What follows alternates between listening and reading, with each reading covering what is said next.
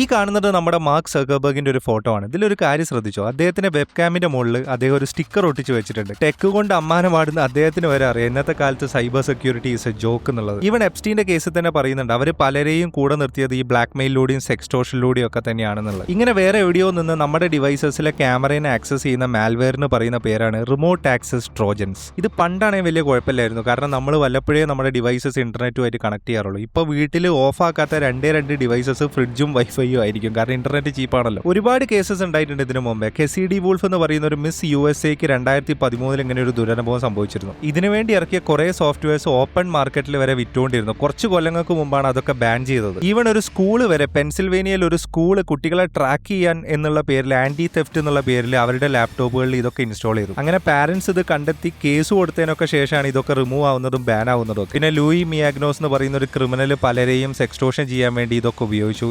And it's been said that even now black shades എന്ന് പറയുന്ന ഒരു കമ്പനി ആൾക്കാരെ സ്പൈ ചെയ്യാൻ ഈ സോഫ്റ്റ്വെയർസ് ഒക്കെ ഉപയോഗിക്കുന്നുണ്ട്, ഈ ട്രോജൻസ് ഒക്കെ ഉപയോഗിക്കുന്നുണ്ട് എന്നുള്ളത്. ഇത് ആക്ച്വലി ഗവൺമെന്റ്സിന് ഇത് നല്ലതാണ്. പല ഗവൺമെന്റ്സിനും ഇത് നന്നായിട്ട് ഉപകരിക്കും. ആൾക്കാരെ ഈ ടെററിസത്തിനെ പിന്നെ ഇല്ലീഗൽ ആക്ടിവിറ്റീസിനൊക്കെ പെട്ടെന്ന് ഒതുക്കാനും കണ്ടെത്താനും ഒക്കെ ഇതുകൊണ്ട് പറ്റും. പക്ഷെ പ്രോബ്ലം വരുന്നത് ഇത് തെറ്റായ കൈകളിൽ എത്തുമ്പോഴാണ്. പിന്നെ റിമോട്ട് ആക്സസ് ട്രോജൻസ് വഴി നമ്മുടെ ക്യാമറ ആക്സസ് ചെയ്യുന്ന സമയത്ത് ഈസി ആയിട്ട് ഗാലറിയിലേക്കും കൂടിയാണ് ആക്സസ് പോകുന്നത്. നമ്മൾ എന്തെങ്കിലും ഈ ബാങ്ക് ഡീറ്റെയിൽസോ അങ്ങനെ എന്തെങ്കിലുമൊക്കെ നമ്മൾ എന്തായാലും സ്വാഭാവികമായിട്ട് സ്ക്രീൻഷോട്ട് എടുത്ത് വെച്ചിട്ടുണ്ടാവുമല്ലോ. സോ അതിലേക്കൊക്കെ ഉള്ള ഒരു ആക്സസ് ആണ് ഈ ക്യാമറയിലൂടെ വരുന്ന ആക്സസ്. അപ്പൊ മാർക്ക് സക്കർബർഗിന് പ്രിക്കോഷൻ എടുക്കാമെങ്കിൽ നമുക്കും പ്രിക്കോഷൻ എടുക്കാം. കാരണം ഫോണിനേക്കാൾ ഉപരി ലാപ്ടോപ്പാണ് കുറച്ചും കൂടി ഡേഞ്ചർ. എപ്പോഴും അത് കണക്റ്റഡ് ആയിരിക്കും. എപ്പോഴും നമ്മൾ ലിഡ് ക്ലോസ് ചെയ്ത് പോകണമെന്നില്ല. ഒറ്റയ്ക്ക് താമസിക്കുകയാണെങ്കിൽ പിന്നെയുണ്ട്. പക്ഷെ ഫാമിലി ആയിട്ട് താമസിക്കുന്ന സമയത്ത് ചിലപ്പോൾ ഒരു റൂമിൽ ലാപ്ടോപ്പ് ഓൺ ചെയ്ത് വെച്ചാൽ നമ്മൾ അറിയാൻ പോകുന്നില്ല അത്. അപ്പോൾ ഈ ഫോണിനും ലാപ്ടോപ്പിനും ഞാൻ എന്താ ചെയ്യുന്നതെന്ന് ഞാൻ പറഞ്ഞുതരാം. ലാപ്ടോപ്പിന് ഞാനൊരു പ്രൊഡക്റ്റ് ഉപയോഗിക്കാറുണ്ട്. അത് സ്പോൺസേഡ് വീഡിയോ ഒന്നും അല്ലാത്തതുകൊണ്ട് ഞാൻ കമ്പനിയുടെ പേര് പറയുന്നില്ല. പ്രൊഡക്റ്റ് സെർച്ച് ചെയ്താൽ മതി. പല കമ്പനികളും ഇത് ഇറക്കുന്നുണ്ട്. ഞാൻ ഈ സ്ക്രീനിൽ കാണിക്കുക ആ സാധനം. പിന്നെ ഫോണിന്റെ കവർ ഞാനിതാ ഇങ്ങനത്തെ കവർ ഉപയോഗിക്കുക. ഇത് ഞാൻ മേടിച്ചത് വേറൊരു റീസൺ ആയിരുന്നു. ഇത് നമുക്ക് ഇങ്ങനെ